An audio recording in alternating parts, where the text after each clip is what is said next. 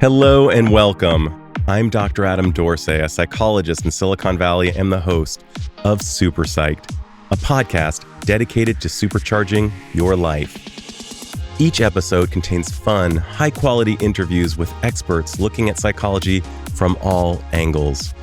SuperPsyched is your tool to get more of what you want in your life and less of what you don't. In my experience, wine has an aura around it like no other libation. Is it because it's been around for at least 8,000 years? Is it because it's been used for sacramental purposes throughout the millennia? Or is it because it takes so much time, care, and even luck to produce? I don't assume to know the answers, but wine has been in the psyches of humans for a very long time. So I thought it would be great to have an in-depth conversation with a winemaker. I got very lucky. An acclaimed producer of wine joined me for an interview to discuss his experience in making wine. Austin Hope is the president and winemaker at Hope Family Wines in Paso Robles, California. His wines have won numerous awards, one of which was Wine Enthusiast's Winery of the Year in 2022. The world has taken notice of Hope Family Wines. The winery sells over 400,000 cases of wine annually and is purchased on every corner of the globe. Austin shares his roots, his challenges, and how meaningful his life is as a winemaker. He also shares about the culture of the winemaking community, how the wines of Paso Robles have unique terroir.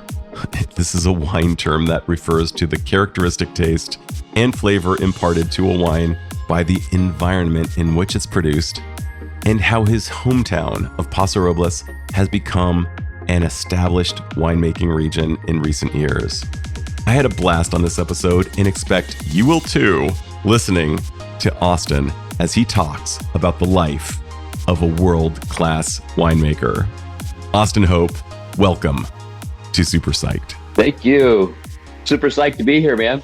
I can't even begin, is all I can tell you. This is, for me, a really big deal. I only really caught wind consciously of your brand. I tried your wine before under a different label, so I didn't know what it was, but I found out about you. I was being adjusted by my chiropractor, Dr. Bud Hoffman, and he and I were talking about wine while he was working on me, and he's like, hey, man, if you really like wine, you're never going to get dollar for dollar a better wine than Austin Hope. And I bought myself a bottle to celebrate a TEDx talk I gave a few weeks ago. Crack it open, best cab I ever tried. Immediately go to your space in Paso Robles with my son, who's not yet old enough to drink. And so we just enjoyed the ride. You've created a space, you've created a wine, you've created a lifestyle. You do so many things, which we'll talk about, but I want the listener to know that this is a story of real courage, vision, and the willingness to fail, which we'll be getting into. But I'm so grateful that you're spending time with me and sharing your world with my listeners.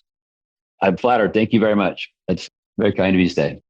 Yeah, so let's hear about it. So you graduate from Cal Poly and decide to go back to your roots, and in your 20s. In my 20s, yeah. I was a little bit... How did this happen, man? So I guess just to formulate the backstory, my folks started here in 1978. They moved here. They were definitely pioneers of the region. Very few grapes grown at the time, even less wineries, handful of wineries. So we were farmers, and my mom and dad brought my dad's brother in, Paul, to the business, and he started kind of pushing the envelope a little bit, wanting to do the wine. And then we started actually making bulk wine, which is just basically you take your grapes and you go to a winery and have them process it for you. And then it caught the attention of Chuck Wagner, which is the owner of Camus Winery in Napa Valley. And Chuck's father, Charlie Wagner, started Liberty School in 1975. And it was based off of a one-room schoolhouse that he attended. And it was basically the second label of Camus. Fast forward, I moved up there, started working for Chuck. Up there being Napa? Up there being Napa, yes. So I did that for a bit and then came back and was going to finish college. And my uncle had the idea, why don't we start our own brand, really do something? And so at that point, we came up with a brand called Triana. we started coming up with the idea. We came together and said, okay, we're going to create a partnership. We're going to dissolve the other one and start a new company called Triana. And we we're going to take over Liberty School because at that time, Chuck's ascension to, doesn't like it when you say it, but really being the first cult wine of Napa Valley. The Liberty School, we were actually at this point now growing it, making it in Paso, and bottling it in Paso. So it's a natural transition. Let's give Liberty School a home, a place, and see what we can do with it. And so all this is going on. We're going to do it. It's late 95, 96 comes, and we go to sign the papers, and my uncle had a massive heart attack and died. And which is very tragic. And he was somebody I looked up to immensely. And my dad came to me and says, I don't want to be in the wine business. I'm not going to do this. Just, can you do it? Chuck came down, Wagner, and said, what are we going to do? Can you do this? And I was young and dumb. And I'm like, yeah, sure. Can't be that hard. But so how old were you at that time? 22, or maybe just turned 23, 22 or 23. And so I reflect back on it now, and it's pretty insane to be thinking about it because I had very little life experience, let alone winemaking experience.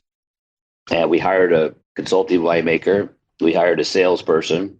And then I went and grabbed Jesse Esporo, which I hoed weeds with since I was 8 years old. And I said, come on, Jesse, you're going to learn how to make wine. And away we went, dragged a bag all over the country, tried to sell wine, and trials and tribulations of all that. It was hard. It was a very hard time for sure. I imagine, and probably overwhelming. Like, wow, how many mountains, how many do I need to climb? How many fire hoops do I need to jump through in order to get this thing really up and running? And on top of it all, just the tragedy with your uncle, who sounds like a mentor, and Chuck, who sounds like he was also a mentor. It sounds like you kind of had an Obi-Wan Kenobi and a Yoda in those two guys. Yes, it's a good analogy. Yeah. And can you tell me, what did your mentors teach you? Like I mentioned with my uncle, he was definitely a lot of his traits. I mean, he was a dreamer. He would always kind of push and reach, and things that seemed out of touch or out of reality, he would still go for it. And I've always been that way my whole life. From a child, I've always been pushing and aspiring to do more and do something else and different, greater. And I would try anything. In high school, I had a friend of mine that was a rodeo guy, and his dad wanted him to get an all-around buckle. So to do that, you got to do one rough stock event. You got to have 3 events you got to do. And he's like, I'm not doing it. I don't want to do it. His dad was pressured him. I said, why are you being such a baby, man? Just go ride a bull or ride a bareback horse. And he's like, I'm not doing it. I said, ain't that big a deal. And he says, then you do it. I said, all right. What? Signed up for the rodeo in high school, and I rode bareback and bulls for a season. For a season? In other words, you rode a lot. Yeah.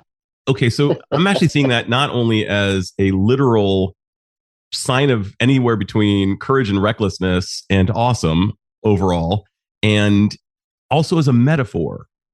How did that mindset translate into the work you'd end up doing? I think a commitment and fear of failure, that's definitely one of them. And then when you say yes, and maybe that's why I make decisions, my decisions are not quick usually. When you nod your head to release a 1,800-pound horse or a 2,500-pound bull out of a chute, right? It's a commitment. Yes. There ain't no going backwards. So that was good. And then I went from there. I was an extreme kind of person. So I went from out of that into racing and started racing motorcycles, and then eventually ended up in a sponsorship situation and raced motocross all over the country, and then got into stadium racing. And then when that was just getting founded, actually, so that was a cool experience to be able to race in football, baseball stadiums across the country. And then I got into racing open wheel midgets on asphalt. So all of those things, I think, kind of frame up the thing that I was definitely not afraid to take a dare and not afraid to try something extreme or difficult. And not afraid to fall or fail. One of the things that I know about you is that failure is a cost. Tell me about your favorite failures that you had along the way that actually may have moved the ball forward or just taught you something. I think some of the failures I've had have been 2014. I made some bad decisions that almost cost us the company. That was very extreme, and smaller ones before that. But the big one was in 14, 15 when I reached too far and I didn't calculate the partners I got involved with on the deal. And I should have thought through it more carefully, and I should have protected what I had and what we'd already built, because we'd had a nice company at that time. but I reached for more. So it doesn't stop me from reaching. But what it did teach me was, well, it's a good quote, actually. And it kind of sums up how I try to live my life now is my father has got quotes forever. He's always got these very poignant quotes to the point when he turned 70, I wrote every page, 70 pages of 70 quotes that he'd had through my life. And I gave it to him. But one that sticks and it resonates with me no matter what you do and who you are or what part of life you're in is don't believe your own hype. If you think about that, it can relate to anything. And the essential foundation of it, in my particular instance, was I believed my own hype. I knew I could do this. I thought I was better. I thought I was smarter, and I wasn't. And you got to check yourself. I think that's the biggest thing that I had to learn. I mean, that's essentially what you're doing is check yourself. It's okay to take a risk and it's okay to have a dream, but you better damn well have thought about it, right? And really look at every angle. And so as my career has progressed, I've become more cautious, but I've not stopped reaching for things. So don't believe your own hype. I'm going to get it tattooed right here eventually. Yeah. Well, I'm not a tattoo guy, but eventually I will. It sounds like don't believe your own hype could go in either direction of the pendulum. It could be on the one hand, maybe don't believe you are bigger than you are, but also don't believe that you are not worthy of showing up and going for it. And you have to check yourself. You got to think about it because this is exactly right. You start thinking that you're smarter, you're better, that you can't fail. It's arrogance, really, is what it is. I can achieve that. I can overcome that. And I think those qualities, or call them qualities or not qualities, of having to a certain point a little bit of arrogance and believing in yourself is a good quality. But it could also get away from you. I'm indestructible. I do whatever I want. Because there was a point through my life where, and friends will tell you this, there was nothing that I couldn't do or couldn't make happen. I was one of those kind of people. I could manifest destiny stuff. This is what I'm going to do. This is what I'm going to do. And people would say, you can't do that. I'm like, I'm going to do it. And I would do it. And those are good qualities, but they could go the other way, right? We're like, nah, don't listen to what these people are saying about that guy. And yeah, you could do it. Don't worry about it. And that's where you got to check yourself and be able to kind of come back to center and think everything through. And I've mentioned in the past where I was talking with you the other day about my team. They know now, like you can see my desk. It's insane. It looks like a beaver dam here with paper. But our director of executive affairs, when she started, she was like, we need to clean this up. I said, no, it's all there for a reason. It's all makes sense in my brain. When you grow up dyslexic and have ADHD and they don't diagnose it, that era when I grew up, you've learned how to manage clutter and you've learned how to manage things around you in a certain way. And so it's interesting. It's really interesting. It sounds like a combo of really being willing to believe in yourself, not listen to the people in the cheap seats telling you can't do this, and also really following your own winning formula, realizing that for you, and I resonate with this because I also have ADHD and dyslexia just like you. For you, part of your winning formula is having a so-called messy desk where you know where everything is. And those are systems that help you as you go forward on an 1,800-pound animal, I'm saying metaphorically, that could buck you. And it sounds like you nearly got bucked or something that rhymes with it back in 2014.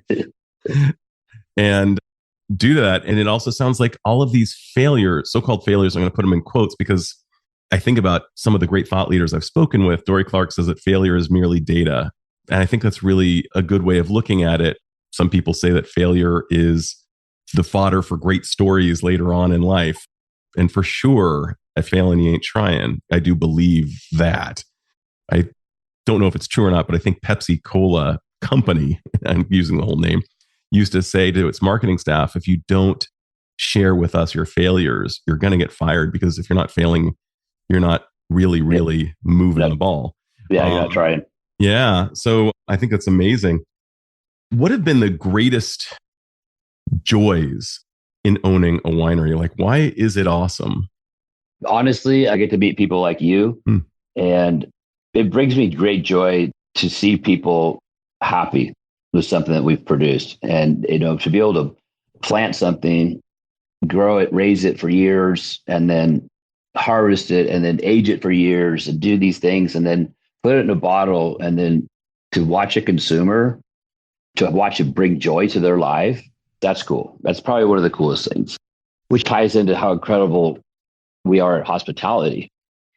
We're all on this planet running the same race, right? We all want success. We all want love. We all want these things, right? We generally all want the same thing: health, happiness, and love, right? And maybe some wealth.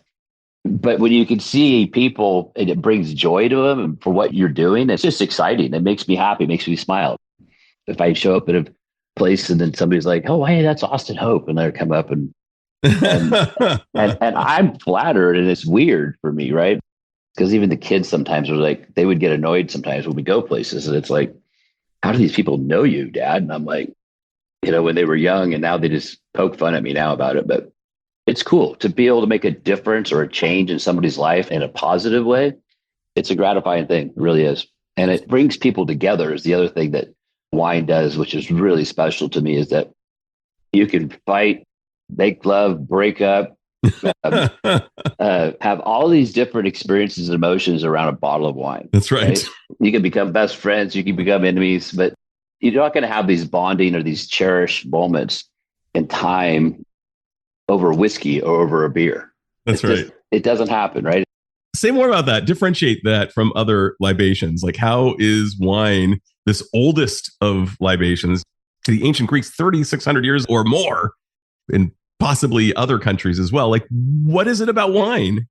I don't know. It's something special. It brings people together for whatever reason. And it's almost just like lighting a candle. It's like it just sets the tone. It sets the mood. It just, everybody's like, "Oh, bottle of wine." And then you sit down, and then you got, usually food involved. And then it just turns into stories. And it's a very slow paced bond, right? With spirits or other libations, that's not happening, right? Like, I mean, with beer, right? You're like at an event or a sporting event. You're like, it's hot, or you're drinking a cold beer, or you're like doing something, your distractions. And with spirits, for the most part, it's similar, right? I mean, it's like, I'm having a cocktail at happy hour, and then we're going to go do this, and taking a shot to go do that, or you're headed somewhere. Where with wine, it's like you are somewhere. Typically, you're at your destination, and you're in it, and you're living it with the people around you, and you're all in the same space. I'm vibing with everything you're saying, because it does feel very different. I almost imagine like a shot of whiskey precedes like a gunfight, and a beer, like you were saying, is more like a sporting event, and it's delicious. I don't want a gunfight, obviously, but a bottle of wine seems to almost slow down time. Yes. Just like you were saying. And the word companion comes from breaking bread together, come together, pawn bread. And there's something like that about a bottle of wine, bread and wine. And there's something so romantic. And I'm also thinking about the sacramental purposes. I mean, the Catholic Church, when it came over to the New World, had tons of wine for sacramental purposes. And in Judaism, there's a prayer that's said over the wine. And I once heard a rabbi say, it's at least in part because wine is a metaphor for life. The good things in life take time, they take planning, they take the willingness to delay gratification. And for you to plant grapes, cultivate those grapes, do all of the processes and wait years before cracking that bad boy open. I didn't sound like I'm talking about a beer when I say a bad boy, but when you crack that bottle open or uncork it, there's grandeur. There's something majestic about it. And no one would ever say cracking open a bottle of beer would be majestic, nor would we say it so much about whiskey, but you would say it about wine. You do. What's also special about it is the amount of hands that have touched that bottle of wine. That's another special part for me that I think about a lot, because we've talked about it here and we've done some types of videos, and you think about it, I can't even tell you how many people, right? I mean, we've got 160 plus employees and the family in here, and it's everybody has got a piece to it, right? From the person that planted the grape, back up from the person that grafted the grapevine. They took the rootstock and then you picked your clone. What clone of Cabernet do you want? They graft that together. They grow it for a year, and then we buy it, and then we plant it in the ground. Those people planted it in the ground, and then our team that irrigates and trains them. There's hundreds and hundreds of people, maybe thousands sometimes, because then it goes through all the process of here, right? And then you've got my whole accounting team. They're touching this part. Then it goes all my winemaking team, and then all our cellar production team. And then it goes to our bottling facility. Then we bottle it. And how many people have touched that to make sure the label's just right, to make sure the fill height's right, to make sure the wine is sound from our filtration team. Then it goes to our warehouse over there. And then I've got a whole team over there that sorts and inventories and keeps it straight, and then receives the orders from distributors around the globe. And then it gets on a truck, and then it goes somewhere, then it gets on a boat and goes overseas. And how many people touch it through there? And then eventually, I was in Prague last year and at a steakhouse, and they know more about Paso Robles and our brands than I was just blown away. How many things have this bottle of wine gone to get to Prague? And here I am drinking my awesome Cabernet, eating a steak in Prague. I'm just like mind blown. This is just insane. So there's a lot of gratification to that. That's just super cool. I'm thinking about this great movie called The Red Violin. It's this old movie from the 90s, and it follows the life of the Stradivarius violin. And you see all of the people that this violin touched after it was crafted from its craftsman. And I'm thinking about you. Your name is on every bottle label, and your heart is in every bottle. I mean, yes. You've put so much thought into it, and it's gone through so many hands.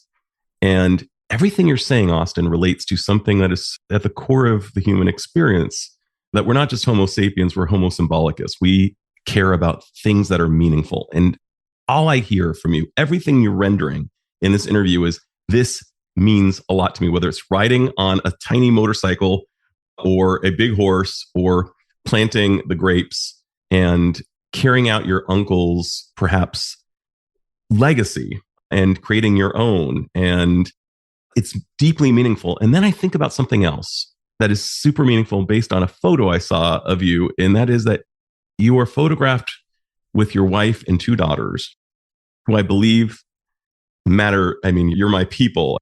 My wife and my sons mean everything to me. Yeah. And if I owned a winery, their photo would be on my homepage as well. What role do your wife and daughters play, whether it's inspiration or actually participation? How do they play a part in making your bottles come to life? On a lot of different levels, right? First off, I would think that not only our 2 daughters and my wife, but I think about my mom and dad. I want them to be proud, right? I want them to be proud of me. That's a big one. And so it's emotional, right? It's an emotional thing, because there's been so much that's happened in our life to get to where we are. And they've been on the journey with me, right? Our daughters are 22 and 20.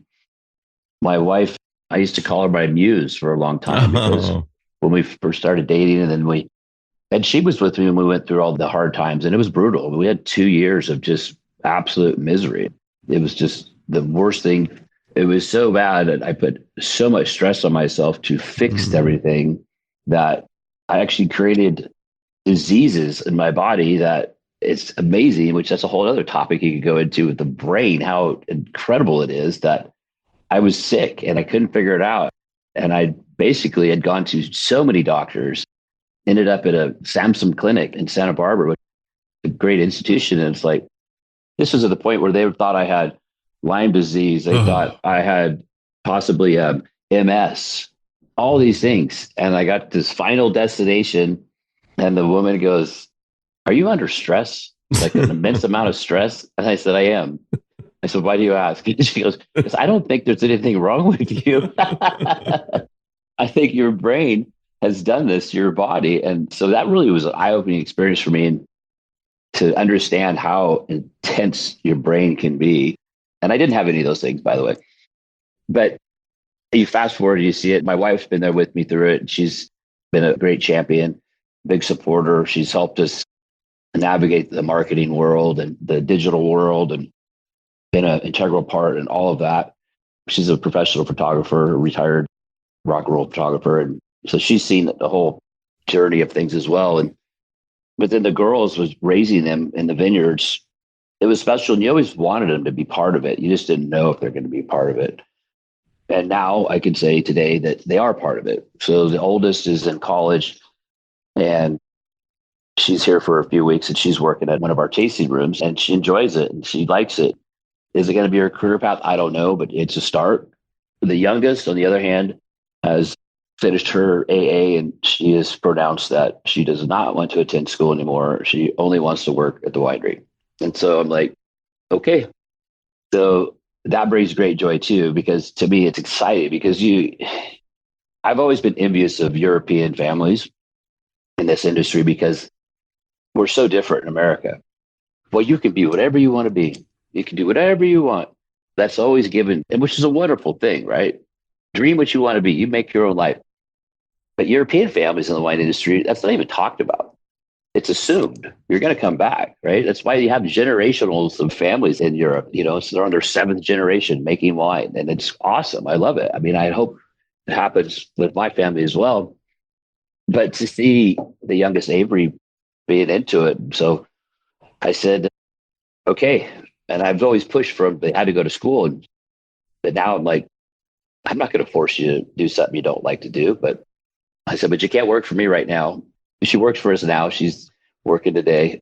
Every summer she's worked here. And now she's kind of found her niche in production is where she wants to be. So I said, you can't work for me now. You have to go somewhere else. So she's moving to Italy and going to work for a wine family there and then come home for Christmas and then leave again in February to Australia to do that harvest over there with another family. So it's exciting. I'm actually jealous. I'm like, geez Louise, I wish I could do this. You're putting the family in Hope Family Wines.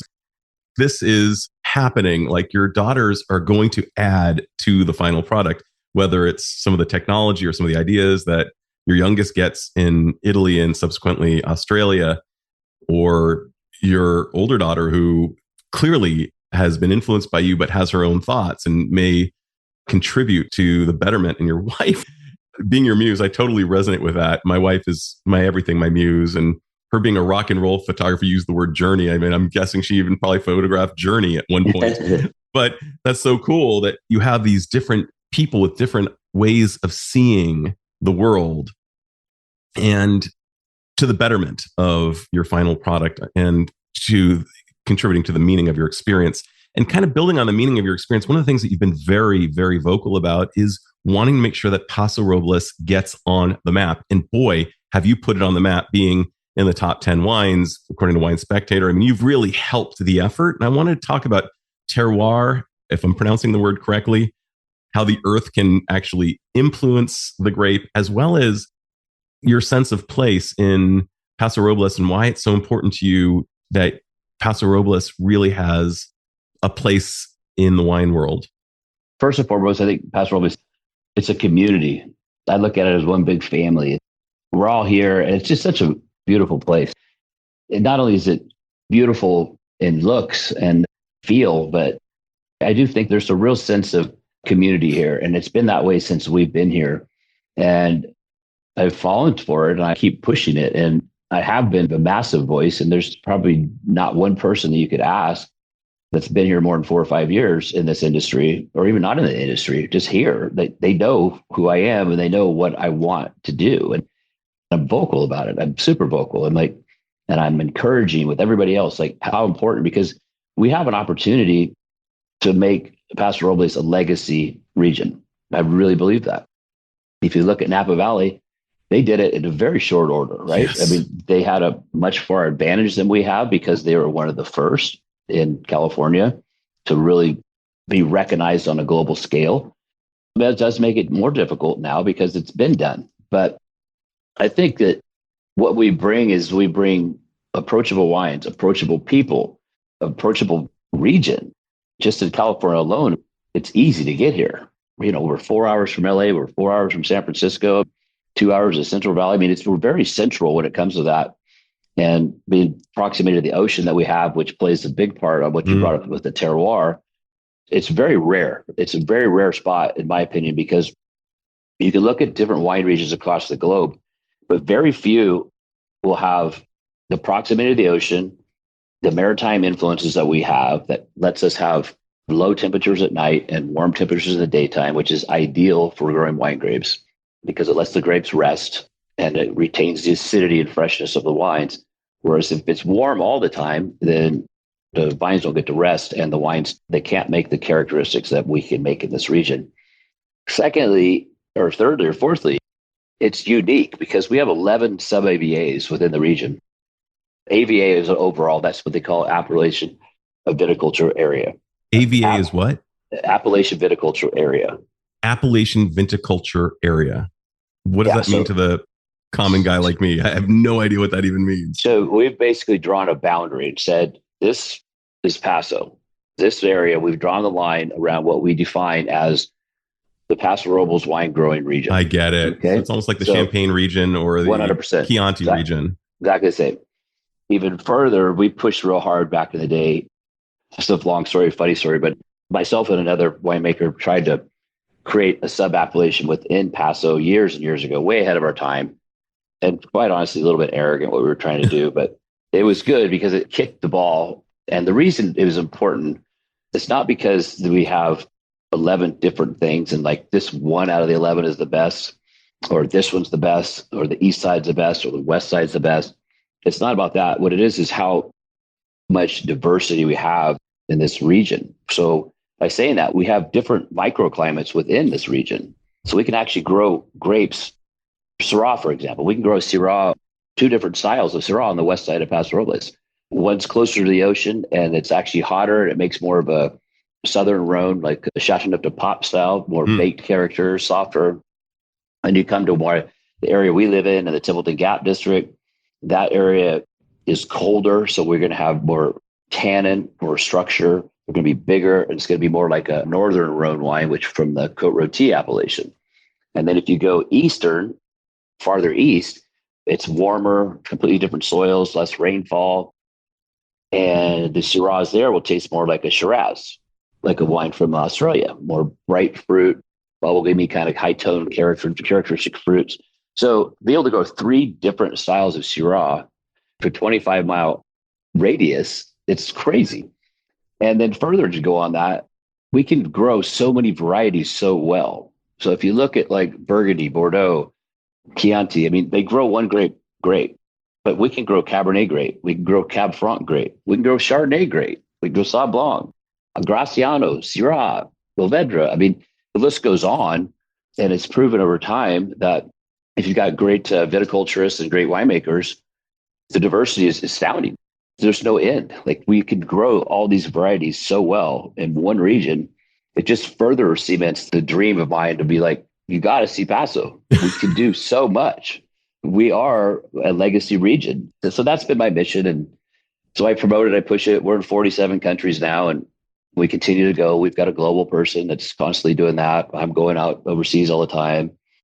It's just exciting to see, right? I mean, we've got South Korea is like doing great. Who would have thought, right? Obviously, our neighbor Mexico is really coming into their own, and they are appreciating fine wines now. And that's exciting. Obviously, Canada, but that's a whole nother chestnut up there with the tariffs and all that. So we're not up there right now, but it's exciting. Australia, we're going to Australia now. It's cool. It's exciting. And when we were in Germany a few months ago, everybody across the globe, they call it Pro Wine. And so they have these little events throughout the year where every producer from around the globe, whether they're making spirits, wine, champagne, whatever, they all converge on a spot. They do it in Italy, then they do it in Paris, and then they do it in Germany, Pro Wine. And to see, I had 11 countries for dinner one night, and I was just like, this is cool. Like there's 11 different countries at my table right now that are listening to me talk about Paso, and they're all excited about Paso. And you are Paso. I mean, there are certain people who are from certain places. Will Arnett is all Toronto all day. If you listen to him, and he's a funny guy, and he's constantly talking about Toronto. And you listen to somebody like Tony Bennett, who sings a song about San Francisco. Right. And here you are, the guy who is from Paso, who is Paso, and you helped put Paso on the map. And I'm just thinking about all of these areas of meaning converging for you, whether it's family, whether it's the pursuit of making a great wine, whether it's putting Paso on the map and it being known in South Korea. If I was to ask you in high school, hey man, you're going to help put Paso on the map as it relates to wine, and it will be an AVA region, a term I did not know before today. It's an incredible story. And you've said to me, you're a 30-year overnight success. I mean, the number, which is in and of itself something that a winemaker would say, because the good things take time. Yeah. You and I probably both remember the old Orson Welles ads touting a not so great wine where there will be no wine before it's time. Yeah, there's been a lot of quotes around that. Actually, it's funny because I think it was an ad one time way back in the day from Gallo, and they used that quote, "No wine before it's time." And then they said, "But it's time." The time is now. That's amazing. Well, my man, it's my sense, based on what I've read, that there is kind of a code in certain winery communities that you help each other out. There's like a recognition that, sure, we compete against each other, so to speak, but we're actually going to help each other out. And I was wondering if you could share a little bit about, is that true, and what that looks like? How do wineries help each other out? Yeah, it is. That goes back to when I was talking about community. We may be competitors, and that's first and foremost thing. Any salesperson that comes on our team, I tell them, never knock off a Paso wine, off a wine list or off a placement. If they're on a list, you want to be there next to them. You do not take them off. For we're family. We got to stay together and think that way. And I was talking to my dad about the other day, because back in the day, it's like not everybody had all the equipment. Maybe didn't have an 8-foot disc. Well, Bob down the road has an 8-foot disc. And we would go borrow the 8-foot disc, and then vice versa. And it's still today, if somebody needs something, even though we're at a larger scale, we're still constantly trying to help people and push them into greatness. We've always been very open, and a lot of people are. I've had people like, "Would you consult for me?" I'm like, "No, I don't do any consulting, but I can gladly steer you the right direction, and I'll help them. I can show you some things. I can tell you some things, and I can steer you in the direction. And then I would help them find a consultant that would be the best for them." But if people need something, they call. I mean, it still happens all the time. Like, "Hey, we need to use this." Like, yeah, of course. And we'll go help other people. I mean, if there's somebody that needs help, we're going to be there. And I'd like to think that the majority of everybody that's here is like that too. They think that way because they do look at it as a community. We still have community-based things that happen quite frequently, and they're all there. All the wine people will get together, and we have a few of annual events a year, and everybody shows up and supports it. We've got a great charity that has been built locally by wineries that started it. They came together and says, "We want to give to our community. We'll create our own organization," which is called MUST, M-U-S-T, MUST Charities. And it's turned out to be a really big thing. We do an annual golf tournament every year, and we did the press photos last week, and it was 160 grand. And everybody that came to that, which if you know anything about golf tournaments, it's really hard to any money on those damn things because, but because of the generosity and the people that believe in the community, when you go to that golf tournament, it's all industry people. They're all there. All the wineries, the distributors are there. The distributors were usually the headline sponsors. And so it is still cool to see. And I always preach, it's like the old rising tides thing. I mean, that's a true statement. If everybody sticks together, we're much stronger as a pack than we are as a lone wolf. I love that. There's an old African proverb, if you want to go fast, go alone. If you want to go far, go together. Yeah. And I just keep hearing that. And it just keeps coming back to meaning for me. Like, I think possibly one of the factors at the heart of your success is just that big ass word, meaning. It's meaningful to you. It just keeps circling back, including helping your fellow Paso wineries out and realizing that this is a family. That's really, really touching what you said about not knocking someone else's bottle off a list. I mean, that's just really amazing. All right, brother, is there anything I should have asked but haven't yet asked? Before I get to my final big question. I don't know. We could talk all day. Oh, dude, we could. Preferably over a big bottle of wine, but I'll go that's why we're making liters now. I don't know if you've seen that, but we started making 1 liters and we only sell them to the restaurants. It was way outside the box and people pushed back on us, and which happens quite a bit. That's one thing that we will see about my career, if you follow, is that I'm a dreamer. And so I will come up with something and it's never what everybody else is doing. And we get so much immense pushback. It's unbelievable. Like everybody said, there's no way you can sell a 1 liter to restaurants. They're not going to buy it because we do a lot of business by the glass. And I said, this makes sense to me. and we can protect our brand and our pricing because there's people that are buying our regular 750 in the retail that have 2 licenses, on and off license, so they can retail it. So they'll buy it at a cheaper price because they're supposed to be pouring it by the glass. But then they over here and they sell it in the retail store at way below what they should be selling it for. And so it confuses the market. It erodes your brand. So I said, I'm going to do a 1 liter, no UPC. It's only going to be sold to restaurants. Everybody's like, no. And the restaurants, the biggest fear, right? Everybody says biggest fear is public speaking. It's change. It's not public speaking. It's all about change. And we're dealing with it right now. We're having, we don't even want to get into it. We've had 2 people leave because of a change, and we don't have people leave here, which is crazy. But anyways, I got sidetracked on that. Yeah, for sure. But no, we created a 1 liter, and the restaurants freaked out because of the change. They're like, well, we can't. So I said, and the bottom line of this story, this long-winded story, is a 1 liter is the best setting for a restaurant because you can lie to yourself all day long, but 1 bottle for 2 people is never enough at a dinner. But a liter is just right.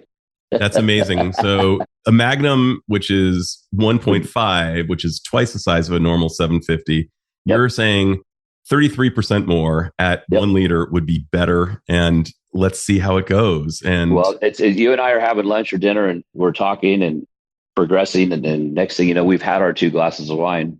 Now what? Now you got to order another bottle of wine. If I go into a restaurant now, I order 2 to 3 bottles of wine, just regardless. I do it at home. I'll open up 2 bottles of wine at night. My wife's like, why are you open 2 bottles? I'm like, 1 bottle is never enough. Just put the top, you put it back in the fridge. So let's just jump ahead. Let's just bypass that part. That's amazing. And just one little thing I needed to mention is when I mentioned earlier, I tried one of your brands and I didn't know it was yours. I was on vacation, happy as a clam. And I had been served a glass, to your point, of Liberty School. And I didn't know who Liberty School was. I chose it. They gave me samples of various wines. So like Liberty School annihilated the other glasses that I tried. And it was absolutely delicious. And I was curious to know, because I've consulted the leading expert in the world on olfaction, the sense of smell. And she was written books on taste. And she's cited studies that basically say that if you're in a happy place, things tend to taste better. So I was curious to know, would Liberty School taste just as good on an ordinary workday? And it tasted at least as good, maybe better. And the funny thing was that even the next day, I don't drink a large quantity, but even the next day, the wine was still amazing, maybe better after having been aired. So it was just, oftentimes I've noticed that the next day, the bottle is not quite as good as it was when I popped it open and put it through an aerator. So in the case of one of your least expensive wines, even that just blows the doors off the house. So I just got to give praise. So that's as meaningful to me as talking about our higher end wines, because we have a very clear rule here, and it's we always over deliver no matter what price point. That's our mission and our goal, because what you just said brings so much joy to all my team. And that's why we have so many different brands, but we always want to over deliver, because at the end of the day, I'm a consumer too. And when I buy something, I want to feel like I got value. Like I got something great. Like I paid $20 for this and it tastes like a $30 bottle of wine. That's what we're trying to strive for on every bottle of wine, no matter if it's a $15 bottle of wine or a $300 bottle of wine. We want that feeling. And that's how the Austin Hope brand was started. It took 7 years in planning to do that brand. We bought all the wines. We bought the Opus. We bought Bond. We bought Harlan. We bought Margot. We bought all these Screaming Eagle. We had all these wines. And as we kept finalizing where we were headed with it, we finally got to the point of where I'm like, okay, we're going to bottle one of these wines, and the Austin Hope Cabernet. And the goal was super simple. It was, we want to be the standard for luxury Paso Robles Cabernet Sauvignon. That was the goal. It was straight from when we said it. And then we tasted blind against all of these wines that are world famous wines. And my team and I, everybody blind tasted them, meaning we don't know what they are. They laid them all out, just glasses. And we took our notes, did our writings, and then we unveiled everything. And we weren't the best bottle of wine there, but we were in the top every time. The goal was, do we fit in this set from $65 bottles of wine to $2,000 bottles of wine? Do we fit here? Can we stand tall with this crowd? And we did. We all agreed. Yes, we do. And that was the goal, right? And that's what we continue to strive for, is to always over deliver, make the consumer just what you just said about, wow, this $15-$20 bottle of wine is excellent. That's beyond excellent. And I've been into wine for a long time. It's beyond excellent. One of my faves. I love that thought of over delivering quality to the consumer so that the end user has a great experience. I mean, that's just, again, meaning. It all comes back down to meaning there. Yep, for sure. Listener, if you want two fun movies to watch about wine, Austin and I are both movie hounds. One of them would be Bottle Shock. Really, really, really fun. I forget the guy's name from Harry Potter who was in it. He was amazing. And the other one is, I believe, available on Netflix. It describes the hardest test in the world to pass, and it's the sommelier exam. And it's just called SOM, SOMM. And it's unbelievable. So I don't know if you have any favorite wine movies before I ask you my favorite last question. Well, it definitely was not Bottle Shock. No! Oh, shit. Really? I did not like movie. it. No. And I hated it because it did two things. It accelerated Pinot Noir, but it absolutely killed Merlot. You're thinking Sideways, right? I mean, Sideways. Sorry, not Bottle Shock. Yes. Oh, yeah. No. Yeah, Sideways. I was so upset by that. Yeah, it was such a bummer because one of the big things I tell all of my team is demystify wine. Demystify it. Because it's always had this thing where it's like, it's unattainable, it's unreachable, it's only for the rich and famous. And it's not. It's something that's supposed to be shared with friends and family. And it's like, they just crushed Merlot, and it's such a great bottle of wine. I was so pissed that I'm like, we actually lost the brand because of that.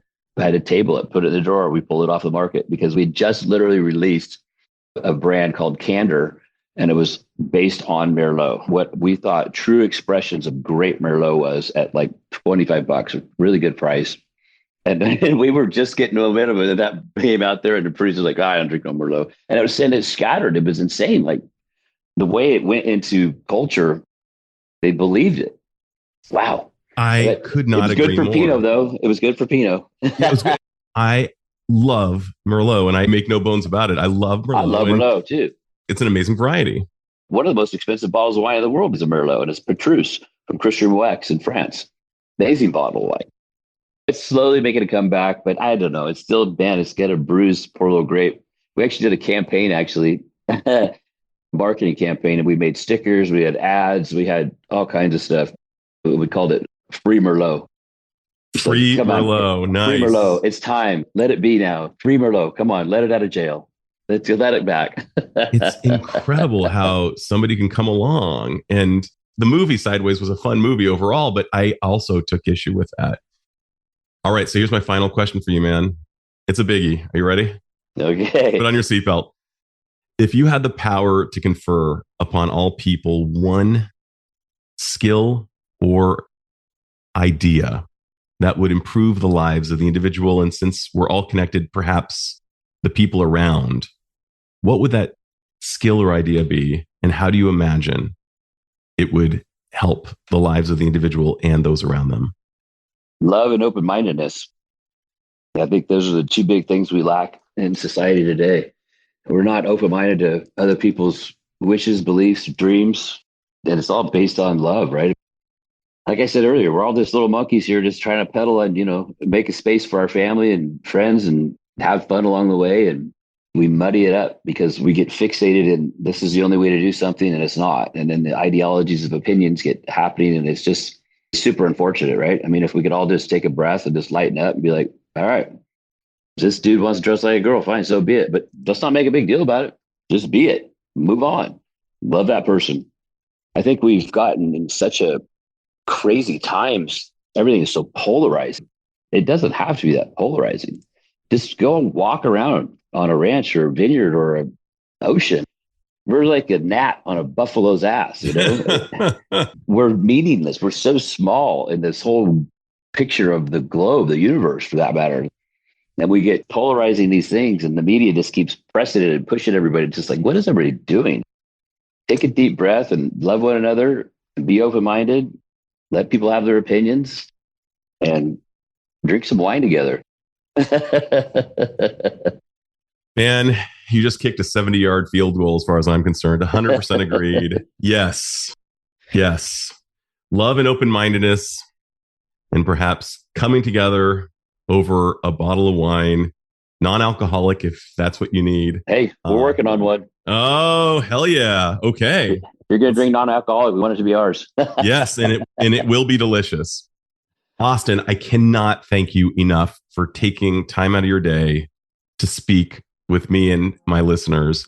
This has been a blast. You over-delivered. Oh, you're too sweet. Thank you, Adam. It's very much a pleasure to be on your show. Right on, man. This is Dr. Adam Dorsay thanking you for listening to SuperPsyched. If you know anyone who might like it or who might benefit from listening, share it. And if you like the episode, please hit subscribe.